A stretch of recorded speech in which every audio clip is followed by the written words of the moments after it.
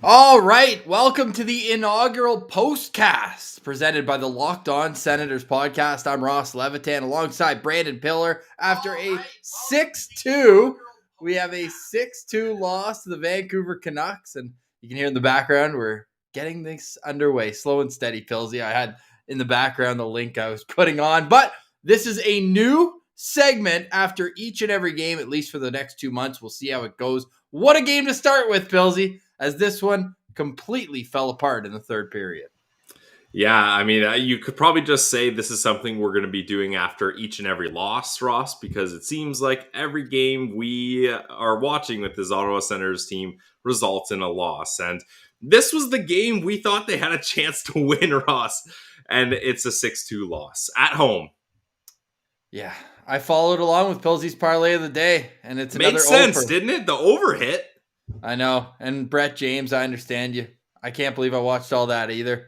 It just disintegrates so quickly. They get scored on first, as they have in 6 straight games. They are now 1-11-1 when allowing the first goal, and that's terrible. But almost as bad is the fact they've allowed the first goal 13 times in 20 games. You can't win when you're always battling from behind. There is so much wrong right now from top to bottom. Pillsy, where would you start if you're assessing this 20-game stretch? I mean, you gotta look at the defense, right? That's been the biggest issue, and it was another tough game for Victor Mete, although he did get on the score sheet at least with an assist on Brady's goal. But yeah, there was a lot of just miscues. That's been the problem all season, is the defense just can't bail the goalie out. Like Gus made a handful of saves where you're like, that's a save where he's trying to keep his team in the game, and it was 2-on-1s where he had to come up big, and he comes up big, but eventually there's too much pressure on him, and the Canucks are getting these great scoring chances and capitalizing on them. I was looking for a picture of Pierre Dorion during the second intermission because I found it interesting. I thought to myself during the game, man, he's been in the organization a long time. This is his 14th season. He was a director of amateur scouting for 2 years, director of player personnel after that, assistant general manager, and since 2016 midseason, he took over as general manager. Now, when I was checking to find this photo, I came across an article from September of 2019 saying the worst days are behind us. Definitely behind us, says the quote from Pierre Dorion. So for me, he's on the hottest seat. If I'm the owner, this is absolutely unacceptable, putting together this group of players. Say what you want about the coaching. I think it's much more of a player personnel issue than that. And this Shane Pinto stat just gets even crazier and crazier. Out of the 16 games that he missed this season, they have 1 win. Yeah. The only other win since he got hurt initially in that game against San Jose was the game he came back for part of against Pittsburgh. Unreal. Yeah, I mean, these are the big picture problems, and we'll definitely get into this. This is a good tease for tomorrow's episode, but sticking on tonight's game, I mean, Adam Gaudette, what a way to introduce yourself. Like, your very first shift as an Ottawa Senator, you have one of the weakest plays ever. Like, Pearson just has all day, and you're just kind of hanging out there. That baffled me. And then you get a sick power play goal. Nice celly, love it. Right place, right time. Good pass by Connor Brown. And then you're the cause of the next goal by bobbling the puck in your own end. Like, DJ Smith's head got to be spinning about this new acquisition, because that was a roller coaster ride he took us on. It certainly was. And like DJ Smith continues to get trotted out to the media day in, day out. Still haven't heard from anyone above him in the management scheme. But again, last night, and there's a question right now, I'm just reading through on Twitter, asking whether the message is still getting through to his players. And he says, well, we play hard most nights. Don't you find that's always the answer for him? Oh, we just got to do it harder. Like, how about just better? How about you try to put on some sustained pressure? Now, the top line did better tonight because Drake Batherson's back. That was clearly going to provide a bit of a boost. But beyond that, man, there is absolutely no depth up front on this team. And the D-core, like Victor Mete and Nikita Zaitsev might be the worst D pair of this rebuild.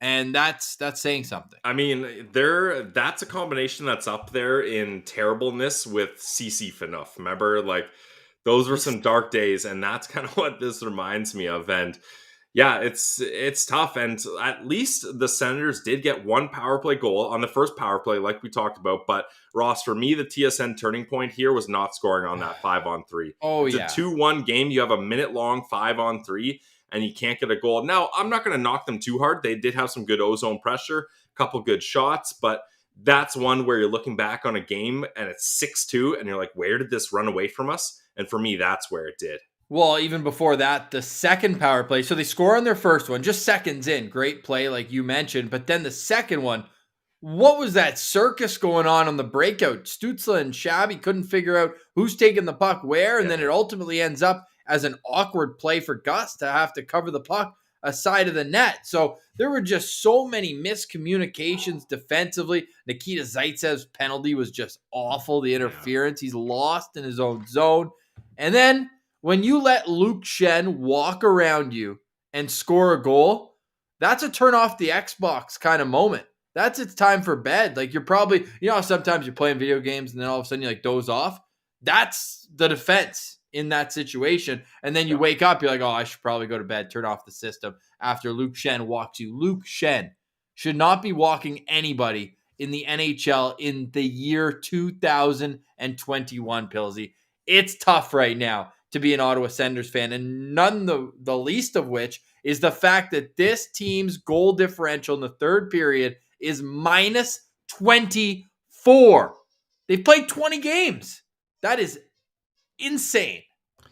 And the problem is, Ross, like they give up the first goal so many times, like we talked about, and then they can't make up any momentum in the third. So if you're giving up the first goal and you're not able to have late comeback heroics, you're never going to win games, and the Ottawa Senators are seemingly never winning games. So that's a big issue, is they're not able to piece together a full 60 minutes. And I just feel like we talk about these momentum goals, Ross. I feel like every single game, the other team scores a goal with the minute left in the period. Like no matter what period it is, there's always one of those goals that happens. And that was another one, that 3-1 goal, where that really put an end to things. And that was that late in a period or early in a period? It was one of those goals, though, if I remember correctly. So that was tough for sure. And Thatcher Demko, he had to make a couple good saves, but for the most part, it was an easy night for him. Yeah, so Vancouver scores a minute 38 into the first period, 2 minutes and 38 seconds into the second period. Okay, so with close. 30 seconds left in the second period was the Luke Schenn goal, and then 4 minutes in to the third period. And then Alex Chason, talk about insult to injury. When and Alex we laughed Chason, at him being on the power play, remember? And he pots one. Oh. Yep, just hours later, he does that. And you look up and down the lineup, there's just not a whole lot to be excited about. Like Timmy had a few nice bursts of speed tonight. He did ultimately end up playing center. I thought Connor Brown had a decent game, but it's another night where every single defenseman is a minus. Now, Zaitsev somehow held on to being even, but he had 2 giveaways, which was tied for the most on the team. Yeah. So you're looking for something to grasp onto here if you're an Ottawa Senators fan. And right now, it's one of those situations where I think heads have to roll. Like there has to be a substantial firing. The only moves, I think it was Jack Richardson who brought it up on Twitter. I'm going to go over to his right now, but the only players that they've brought in since the trade deadline was Nick Holden as a money move, right, to get rid of Dadonov's contract. Zach Sanford in we need an NHL body. It's not going to be Logan Brown. Gambrell for a 7th round pick. Mete on waivers, and then you overpay Del Zotto. Like, these are the moves that are supposed to be the next step in the rebuild. Look at what Pittsburgh did. Look at what Chicago did. They went out and got unreal veterans. Guys like the Hawks got Antoine Vermette towards the end of his career. Like, what a great guy to learn from. Jamal Mayers went to Chicago. You go back to the Pittsburgh teams, they got Mark Recchi, John LeClaire, like all these legends of the game who can legitimately help you learn how to win. Del Zotto hasn't won. Like he was in the press box during that St. Louis Blues run. Zach Sanford did more to make sure that they got that. So there is just a lack of roster building is where I'm really looking at right now. Yeah, I mean, it's clear. Like, the results are there. And we were baffled at the quiet offseason this team had and the statements that were made by the front office. And the results have been totally different. And fans' expectations were not even much higher. I was going to say through the roof, but No. it was literally just one goalpost higher. Like, we're not going to be in one of the worst 5 teams in the league. And turns out the Senators are the worst team in the league. We are going to get a whole lot more into this on tomorrow's Locked On Senators. It should be out around noon Eastern time. We hope you like this new quick hitting. We want something so you have it for either right after the game when the blood is boiling hot, or for your morning commute, because we know you got Locked On Senators for your evening commute, or when you get home on YouTube. But Pilsy, this quote is getting to me, so I need your opinion on this before we go, and then we'll save some heat for tomorrow on the show. DJ Smith after the game, quote, "If you're a true fan, you're going to stay by your guys. It's easy to kick us while we're down, but we're going to keep fighting and give our effort every night. Tonight isn't the result we wanted, but we're going to battle hard and we'll get better." Your thoughts on that quote? Now the fans are the scapegoat, eh? A true fan should be disgusted by what they've seen over this 20-game sample size. We're a quarter of the way into the season, Pilsy, and the Senators have 4 wins, which means, math guy, they're on pace for 16 wins in 82 games. Yep. Unbelievable. We need a sleep here to get our thoughts together, and you and me will chat again tomorrow morning. Pilsy, this has been fun, though, eh? Doing the live stream after. It seems like the chat's heating up. And yes, to finish off, Brett James, get Giroux on this team ASAP. Although, what's he going to do midseason? So hopefully he doesn't get scared off by whatever it is going on right now with this Ottawa Senators team.